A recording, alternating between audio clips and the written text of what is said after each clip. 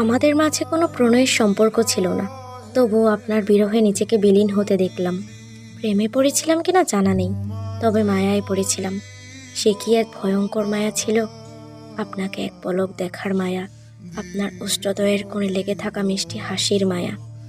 আপনার চোখে মুখের ওই স্নিগ্ধতা আমার হৃদয়ে প্রশান্তি এনে দিত। হ্যাঁ, আমি ভয়ঙ্করভাবে আপনার মায়ায় পড়ে গিয়েছি। ভালোবাসি আমি আপনাকে, ভীষণ ভালোবাসি।